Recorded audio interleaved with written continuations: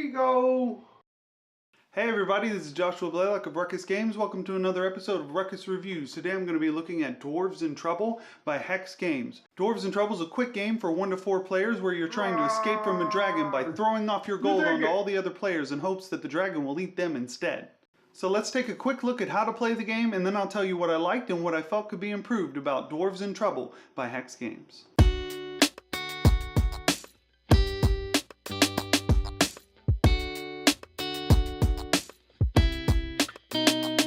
To set up Dwarves in Trouble, start by removing all of the event cards and the dragon card and shuffling the remaining cards together. Give 20 gold coins to each player and place the remaining gold coins in a pile in the center of the table. This will be called the Dragon's Treasure.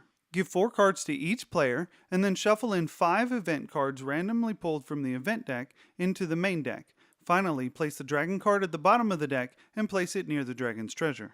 At the beginning of your turn, draw cards until you have 4 in your hand. If you draw an event card, you must play it immediately and resolve its effect. You may then play any of the dwarf cards in your hand, noted with the coin image in the top left corner. You may also discard any of the cards in your hand. Continue to play or discard cards until you no longer want to or are no longer able to do so. Play then continues with the player on your left. Anytime someone tries to give you money, you can play counteraction cards to either cancel the event or redirect the money to someone else. Counteraction cards are noted with the shield in the top left corner and can even be used to counteract other counteraction cards. Some counteraction cards can even be used to cancel money being given to other players. Once someone draws the dragon card or someone discards their last gold coin, the game is over and the person with the fewest gold coins wins.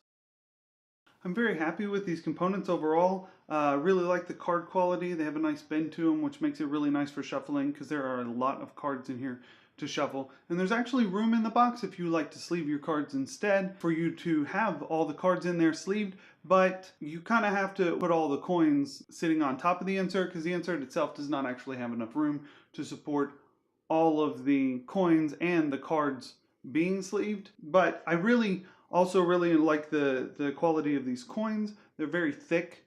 It's a good cardboard. They actually released the game with metal coins as well as an add-on, but I did not get those. The artwork on these cards is actually really good. The dragon card and then all of these cards that you pull throughout the game is really cool. And even the artwork on these coins is pretty nice with the dwarf on the front and the dragon on the back. The only real issue I have with that is these event cards, they don't have any color on them really. They're just brown and black. I don't really care for that too much, but it does definitely make them stick out whenever you're playing the game. Another major aspect of the card design is these names. Throughout the game, whenever you play the cards, it's suggested that you say the name of the card every time that you play it. Kind of like that's supposed to be what you're saying to the other person. And these, they can be really funny, especially whenever you get into it. They definitely help to draw you into the theme of the game. I think you lost this. Oh, you got something in your collar. Catch. I like to throw the coins at the people whenever I use this one. It's not mine. Keep the change. Hey, you dropped something. The game is pretty simple with you just drawing cards and playing your offensive cards on your turn, holding the defensive cards until other players' turns in case they try to give you money or do something that you don't like. At first, I wasn't really sure if that was going to work out for me. It just seemed like it was going to be kind of random, like, okay, I draw my cards and then I play them and then I give people money, and it's really entirely up to the cards what happens. And it is up to the cards when you get to give money away and when you get to defend from people trying to give you money. But there's a big strategy involving who you give your money to. And that's actually a really big deal, and it really plays into how you play. If you don't really pay attention to who you're giving your money to as the game goes on and you're just giving it to random people, or you're just giving all of your money to one person, then you're really missing out on a big part of the game. If you're giving all your money to one person, then in my experience, people are probably splitting their money between you and other people. So one of those people that you're not giving all your money to generally is probably going to be the person who wins. It's actually been very common in the games that I've played to have a fragile alliance with someone. Most of the time when I've played, it's been with 3 people, and one person will get really low on coins, and so we'll team up and kind of work together to give that person money. But at the same time, you're still trying to make sure that that other person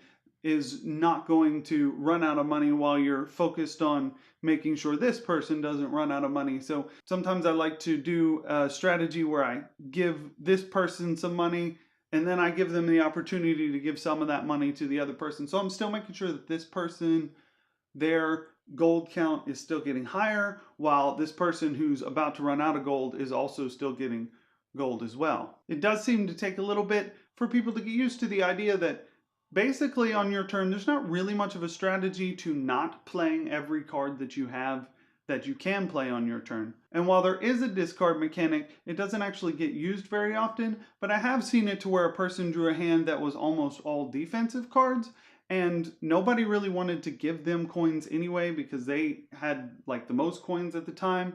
So they definitely needed to use the discard for that. But that's really one of the only reasons why I see to use the discard mechanic. There's also a card called I'm Not Here that actually has a really cool mechanic where you basically can't be affected by other cards, meaning that anytime anyone plays a card for any reason, whatever's on that card doesn't affect you. Now that of course means that you won't be getting coins from other people that round, but it also means that anytime someone plays a card that has you giving coins to someone else, you also won't be able to get rid of any coins. The events are an interesting aspect to the game that kind of shake things up a little bit, but this is actually where my biggest gripe with the game comes in as well. Sometimes they actually help you or help everybody. Often they hurt people, but the problem is the level at which they shake up the game can vary, and sometimes they only affect the person who drew the card. There are quite a few of the event cards that have you discarding all your cards, sometimes having everybody discard all their cards. But having everyone discard all their cards affects the person who is drawing the event card far more than it affects everyone else, because of the fact that they don't actually get to take their turn, because you have to play an event card as soon as you pull it from the deck.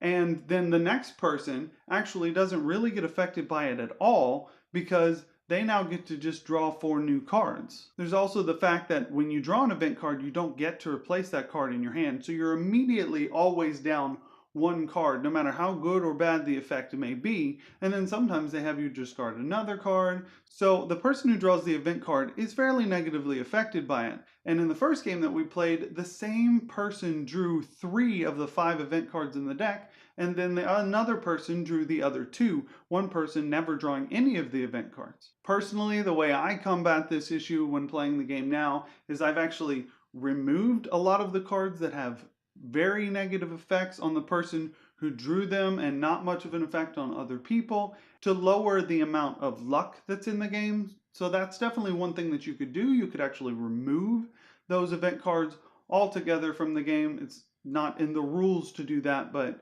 that would be one way that you could combat the amount of luck that's there. Or you could remove ones that have negative effects on people, or different ways that you could handle that before shuffling them up and then putting into the deck whichever cards that you decided to leave in the game. This game was on Kickstarter about 2 years ago, and they ran into a number of issues with trying to get the game released, with it being held in customs for a while, having to reprint it, and there were a whole bunch of shipping issues and things like that, but it finally got to me a couple of months ago. So the question is, did I feel it was worth the wait? As I've said, this is a really simple game. It was really fun. We've enjoyed playing it every single time that we played it. There have been 1 or 2 times where it was pretty obvious who was going to win, and there was really not much of a way that we could combat that, but most of the time it's been really fun with the shakeup of one person getting really low, and then people start giving them coins, and somebody else gets really low, and now you got to start giving that person coins, and that constant back and forth. Most of the time when you're playing the game, you'll actually wind up using this card that allows you to reshuffle the whole deck. And that actually brings in an interesting element, because when you reshuffle the whole deck, then the dragon card moves somewhere in the middle of the deck. And it could be the very next time that you draw that the dragon comes up and the game is over. So you're trying to hurry up and get yours the lowest, and you don't know when that dragon's going to come. Now, a few of the times that we've played, we didn't get to the dragon because someone else ran out of money, and that's always a satisfying experience for the person who runs out of money.